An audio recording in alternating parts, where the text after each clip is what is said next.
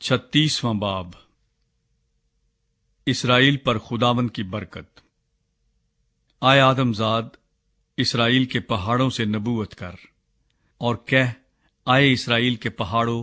خداوند کا کلام سنو۔ خداوند خدا یوں فرماتا ہے کہ چونکہ دشمن نے تم پر اہا کہا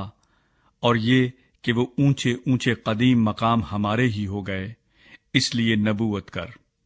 اور کہہ، خداوند خدا یوں فرماتا ہے کہ اس سبب سے، اسی سبب سے کہ انہوں نے تم کو ویران کیا اور ہر طرف سے تم کو نگل گئے، تاکہ جو قوموں میں سے باقی ہیں تمہارے مالک ہوں، اور تمہارے حق میں بکواسیوں نے زبان کھولی ہے اور تم لوگوں میں بدنام ہوئے ہو۔ اس لیے اے اسرائیل کے پہاڑوں، خداوند خدا کا کلام سنو۔ خداوند خدا پہاڑوں اور ٹیلوں، نالوں اور وادیوں اور اجاڑ ویرانوں سے اور متروک شہروں سے جو آس پاس کی قوموں کے باقی لوگوں کے لیے لوٹ اور جائے تمسخر ہوئے ہیں، یوں فرماتا ہے۔ اسی لیے خداوند خدا یوں فرماتا ہے کہ یقیناً میں نے اقوام کے باقی لوگوں کا اور تمام ادوم کا مخالف ہو کر، جنہوں نے اپنے پورے دل کی خوشی سے اور قلبی عداوت سے اپنے آپ کو میری سرزمین کے مالک ٹھہرایا تاکہ ان کے لیے غنیمت ہو، اپنی غیرت کے جوش میں فرمایا ہے۔ اس لیے تو اسرائیل کے ملک کی بابت نبوت کر اور پہاڑوں اور ٹیلوں، نالوں اور وادیوں سے کہہ، خداوند خدا یوں فرماتا ہے کہ دیکھو، میں نے اپنی غیرت اور اپنے قہر میں کلام کیا، اس لیے کہ تم نے قوموں کی ملامت اٹھائی ہے۔ پس خداوند خدا یوں فرماتا ہے کہ میں نے قسم کھائی ہے کہ یقیناً تمہارے آس پاس کی اقوام آپ ہی ملامت اٹھائیں گی،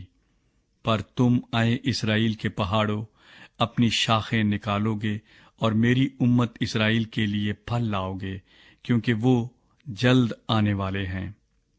اس لیے دیکھو، میں تمہاری طرف ہوں اور تم پر توجہ کروں گا اور تم جوتے اور بوئے جاؤ گے، اور میں آدمیوں کو، اسرائیل کے تمام گھرانے کو تم پر بہت بڑھاؤں گا، اور شہر آباد ہوں گے اور کھنڈر پھر تعمیر کیے جائیں گے، اور میں تم پر انسان و حیوان کی فراوانی کروں گا، اور وہ بہت ہوں گے اور پھلیں گے، اور میں تم کو ایسے آباد کروں گا جیسے تم پہلے تھے، اور تم پر تمہاری ابتدا کے ایام سے زیادہ احسان کروں گا، اور تم جانو گے کہ میں خداوند ہوں۔ میں ایسا کروں گا کہ آدمی یعنی میرے اسرائیلی لوگ تم پر چلیں پھریں گے اور تمہارے مالک ہوں گے، اور تم ان کی میراث ہوگے، اور پھر ان کو بے اولاد نہ کرو گے۔ خداوند خدا یوں فرماتا ہے کہ چونکہ وہ تجھ سے کہتے ہیں، اے زمین تو انسان کو نگلتی ہے اور تو نے اپنی قوموں کو بے اولاد کیا، اس لیے آئندہ نہ تو انسان کو نگلے گی اور نہ اپنی قوموں کو بے اولاد کرے گی، خداوند خدا فرماتا ہے۔ اور میں ایسا کروں گا کہ لوگ تجھ پر کبھی دیگر اقوام کا طعنہ نہ سنیں گے، اور تو قوموں کی ملامت نہ اٹھائے گی، اور پھر اپنے لوگوں کی لغزش کا باعث نہ ہوگی، خداوند خدا فرماتا ہے۔ اسرائیل کی نئی زندگی۔ اور خداوند کا کلام مجھ پر نازل ہوا کہ اے آدم زاد، جب بنی اسرائیل اپنے ملک میں بستے تھے، انہوں نے اپنی روش اور اپنے اعمال سے اس کو ناپاک کیا۔ ان کی روش میرے نزدیک عورت کی ناپاکی کی حالت کی مانند تھی، اس لیے میں نے اس خون ریزی کے سبب سے جو انہوں نے اس ملک میں کی تھی، اور ان بتوں کے سبب سے جن سے انہوں نے اسے ناپاک کیا تھا، اپنا قہر ان پر نازل کیا، اور میں نے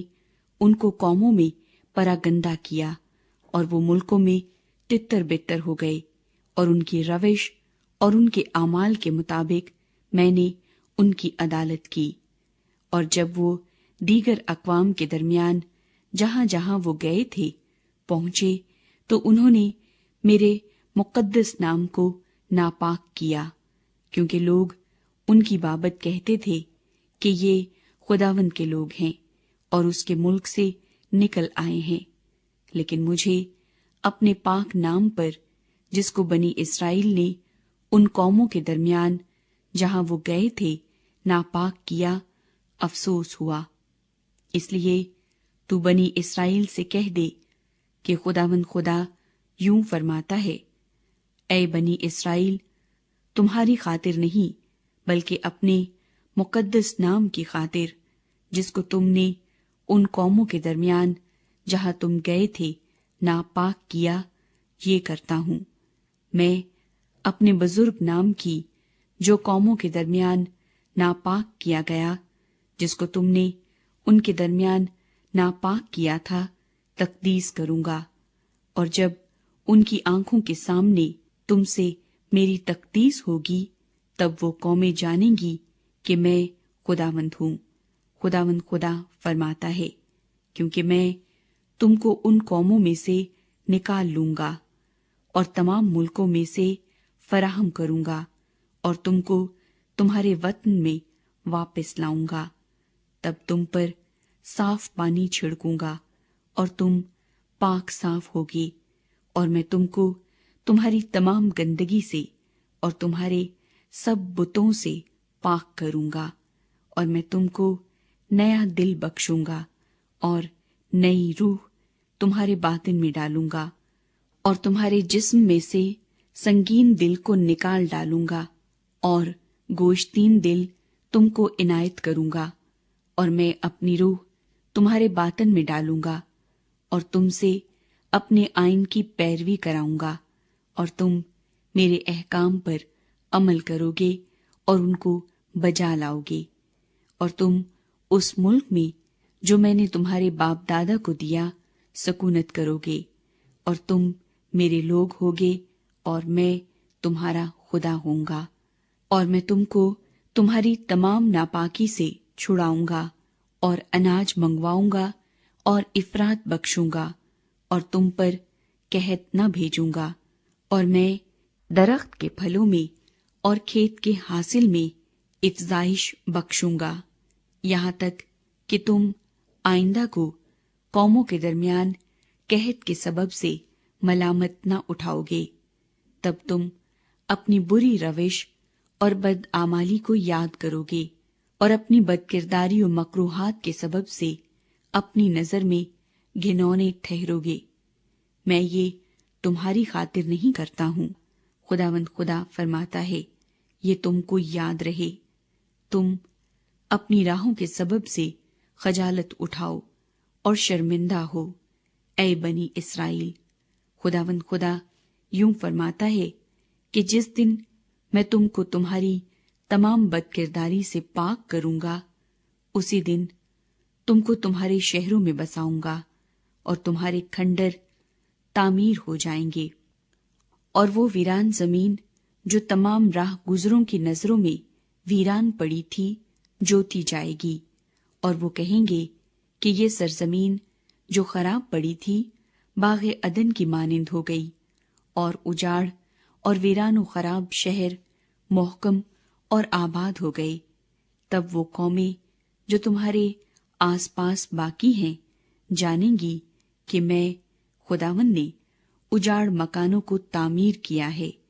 اور ویرانے کو باغ بنایا ہے۔ میں خداوند نے فرمایا ہے اور میں ہی کر دکھاؤں گا۔ خداوند خدا یوں فرماتا ہے کہ بنی اسرائیل مجھ سے یہ درخواست بھی کر سکیں گے، اور میں ان کے لیے ایسا کروں گا کہ ان کے لوگوں کو بھیڑ بکریوں کی طرح فراوان کروں، جیسا مقدس گلہ تھا، اور جس طرح یروشلیم کا گلہ اس کی مقررہ عیدوں میں تھا، اسی طرح اجاڑ شہر آدمیوں کے غولوں سے معمور ہوں گے، اور وہ جانیں گے کہ میں خداوند ہوں۔